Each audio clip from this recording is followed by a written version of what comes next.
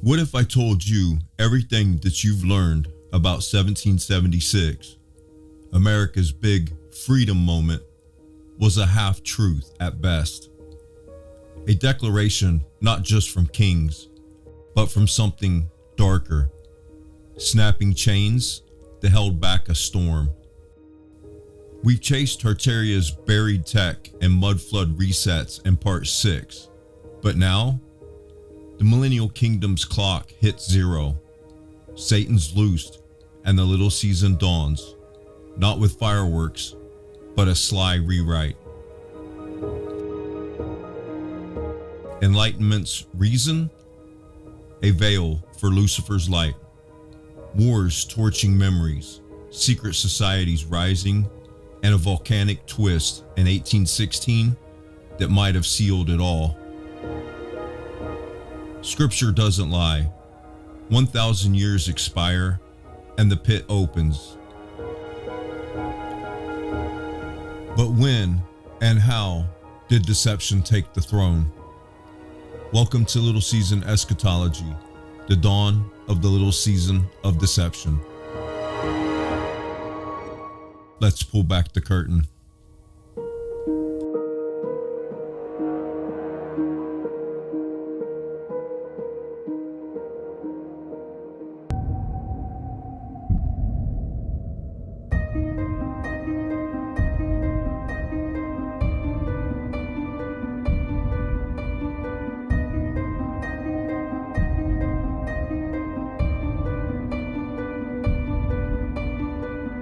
Hey, welcome back. And if this is your first time, welcome to Humanly Curious. This is where we explore the fringe and the mysterious, and we chase after the weird, the wild, and the what ifs. I'm just a regular guy, not AI, fighting back against the robot takeover of YouTube. If you're jumping in now, be sure to catch parts 1 through 6 down below. That's where you'll find a link to the full playlist. Picking up from Tartaria's buried wonders and mud flood resets in part 6, we're now tracing the little season's dawn, that pivotal flip from Christ's millennial reign to deception's grip, or as many historians will refer to as the Age of Enlightenment or the Age of Reason. This is Little Season Eschatology, the dawn of the little season deception, part 7, inspired by and in collaboration with fellow YouTuber, researcher, and eschatologist Jason Jack. Expect Enlightenment ideals clashing with Luciferian contracts, secret societies rising, as well as a volcanic twist that might mark Satan's release. As always, open but grounded in Scripture. Let's dive in. Our story picks up in the Millennial Kingdom, a time of unmatched peace, heaven's Jerusalem directing the world's renewal, fractured lands mended under Christ's rule. Grand cathedrals rose, tech hummed with divine spark. No untimely deaths shadowed the faithful, but paradise? It had a shelf life. And when the 1,000 years are expired, Satan shall be loosed out of his prison. Scripture doesn't mince words. 1,000 years in, the clock strikes. Satan's loosed from the pit. His chains snapped. What a moment. Light fading, shadow stirring. But when exactly? Perhaps it was during the Renaissance in the 1400s, with artists like Da Vinci sketching machines that felt too advanced? Or perhaps it was in 1776 with the Declaration's bold stroke for liberty. Maybe it was the early 1800s, orphan trains hauling kids from rubble when the mud was still settling. You ever wonder what sparked that shift? Renaissance minds questioning old ways, revolutionary fires in America and France, mud floods choking the air with ash, events piling up like a storm about to break. Wars razed cities, from New York's blaze in 1776 to Moscow's inferno in 1812. Volcanic winters.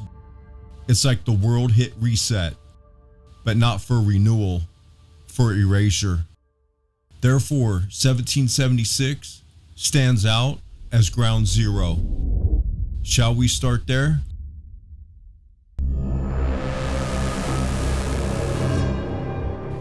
The Age of Enlightenment, brewing since the late 1600s, was in full swing, promising reason over superstition, rights over rule. But was it light or a clever shadow?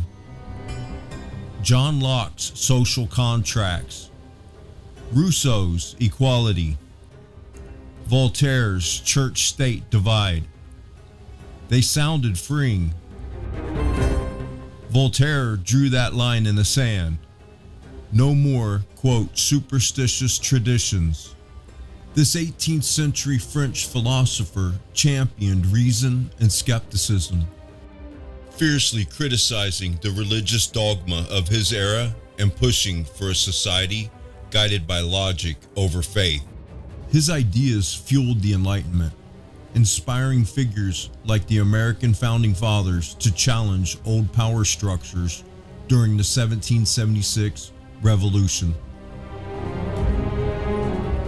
What if it was a pact with something darker, trading God's order for human hubris? Maybe that reason, as in the age of in 1776, was a mask for something sinister.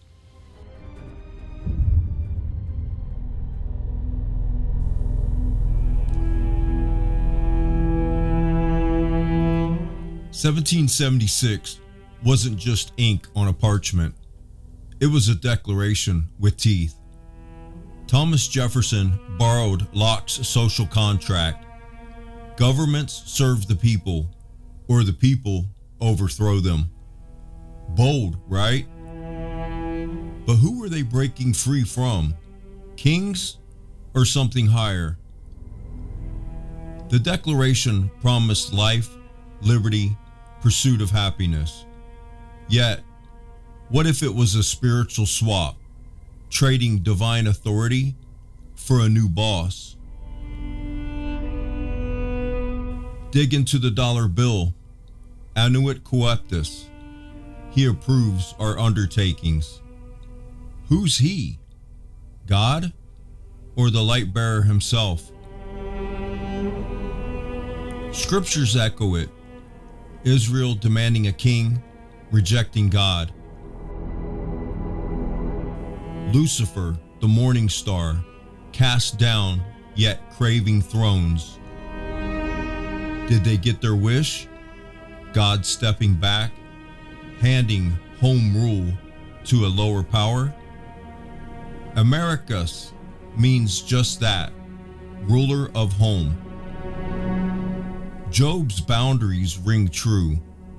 God sets limits, but the test begins. But it gets darker. That same year, Adam Weishaupt founded the Illuminati. Enlightened ones plotting a new order. Novus Ordo Seclorum on the dollar bill. New World Order. The elite knew this was Satan's season, rebuilding from the ashes. Secret societies surfaced like weeds. Freemasonic lodges, skull and bones rituals, odd fellows oaths. Underground in the kingdom, they reared up now, fingers in politics, media, everything.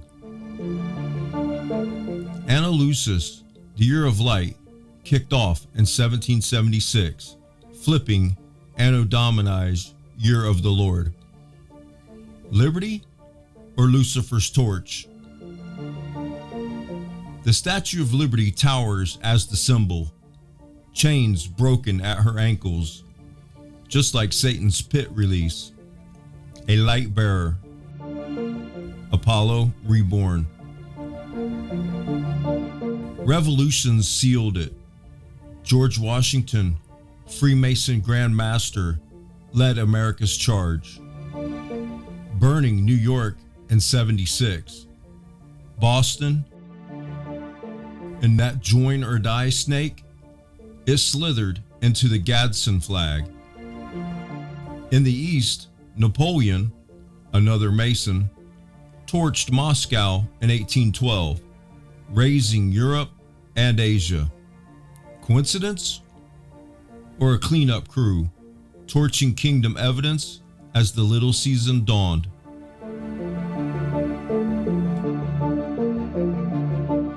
All right, are you seeing this? Enlightenment promising freedom. But is it all just contracts and chains? 1776's Declaration, Illuminati rising, and Washington and Napoleon torching the past. But what if it's not just history? It's a spiritual flip. Satan's little season kicking off. We're about halfway, folks. Secret societies suddenly surfacing like shadows. And of course, that all-seeing eye, a deceptive beacon maybe, guiding the elite's hidden hand. What's grabbing you? The dollar he approves, or those ankle chains on liberty? Hang tight. Next, we're fast forwarding to 1816. Volcanoes, wars ending, and a twist that might nail the real dawn. Sound off below. What's your take on 1776's shadow? On a side note, I sort of find it interesting as to how many people do not know that this is still legal tender in America. Man, America's education system sure has failed a lot of people in more ways than one. Anyways, let's keep peeling this back. But what if 1776 was just the spark, not the full blaze? A generation later, the real storm hit. Napoleonic Wars wrapped up. The War of 1812 torched Washington, D.C., evidence of the old world going up in flames. Then 1815, Mount Tambora erupts, spewing ash that choked 1816 into the quote year without summer. Crops failed, skies darkened, famine gripped the globe. You ever wonder if that wasn't just nature's fury? What if Tambora and the Ring of Fire signaled Satan's true breakout? Chains snapping, unleashing resets that scrubbed the North and Pacific. Maps show it. Quote, land of Jesus, there 1 year, gone the next. You be the judge. Either way, 1776 or 1816, the little season needed time to brew. Satan's playbook. First, erase the millennial memory. Wars did the heavy lifting. Revolutionary torches to world wars, old world buildings reduced to rubble. Second, build manpower and tech. Armies swelled, missiles flew, now Space Force eyes the stars. Third, deceive the nations for war on God's camp, His city. Picture it. Armies massing under northern lights, circling the pole, New Jerusalem in the crosshairs. Are we there yet? The signs stack up. Deception's dawn isn't ancient history. It's the air we breathe.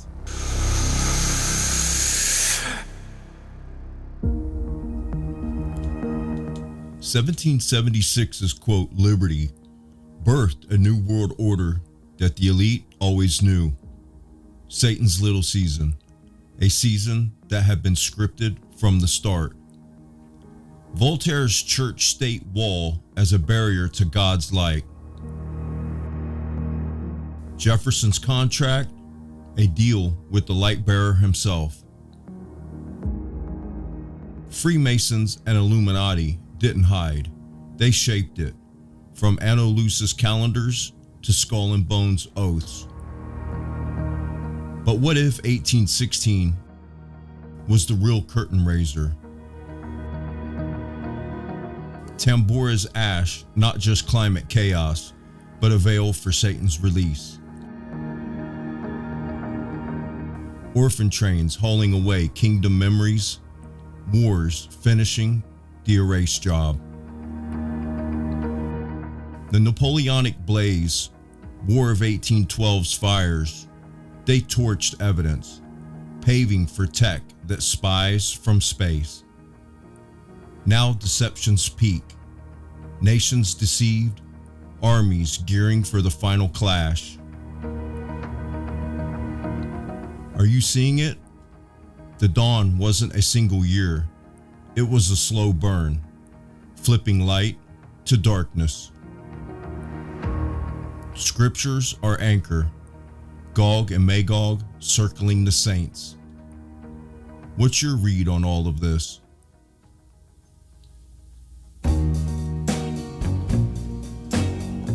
Alright, let's hold our horses here for a minute. Not all voices are convinced. Critics argue this little season eschatology oversteps, pointing to the Bible's apparent quiet on a hidden 1,000-year reign. They say if it really happened, Scripture would proclaim it boldly, not leave it buried in subtle hints or allegories. After all, Revelation 20 lays out the millennium, but where's the mention of it being past and concealed? For them, it's a future promise, not a forgotten history. Archaeologists, they also have something to say, calling mudflood legends more myth than fact. They cite sediment layers and geological data showing a gradual erosion or urban rebuilding over centuries, not a sudden global cataclysm wiping out empires. But hold up, doesn't Gunnar Heinsson's stratigraphy work flip that script, demonstrating overlapped layers from multiple eras buried by one event, adding hundreds of years to timelines? Could their quote natural explanations overlook the bigger reset picture? And the orphan trains, historians frame them as a compassionate response to 19th century poverty, charities stepping in to give kids a fresh start, not a plot to erase kingdom memories. Fair point, but in this lens, the timing, right after Tambora's ash, raises questions. Was it reform or a subtle sweep of the old world? These counter arguments force us to pause. Could we be seeing something more when in reality it's just history's mess?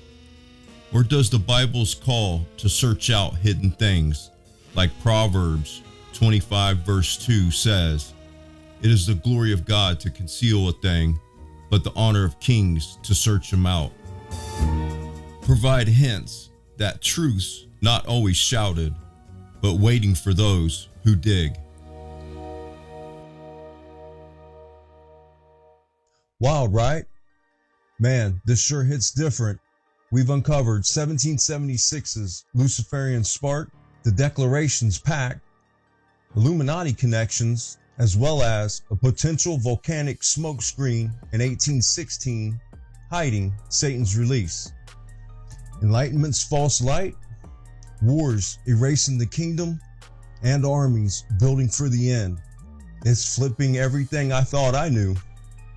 And just know, I'm still chasing these what ifs with you, not laying down any absolutes, but can definitely see the dots being connected here. What's your takeaway from this episode? Washington as a Mason, or the extent taken to cover up the millennial kingdom? For me, I think it has more to do with the sheer scale of it all, as well as the fact knowing that those same societies and organizations, they're still around today. You know, it's your questions that keep me digging though. You ever wonder what deception's next move might be? Drop it down in the comments. Oh, and just in case I failed to mention it, HC merch, it's live with new designs being uploaded regularly. humanlycurious.dashery.com. And if you found this to be at all illuminating, hit that like. And if I've earned it, please subscribe for further edge explorations. Again, I'm just a regular guy, not AI, chasing after the unknown and bringing it to you. Thank you for watching, and I'll see you on the next one. Stay tuned for part 8.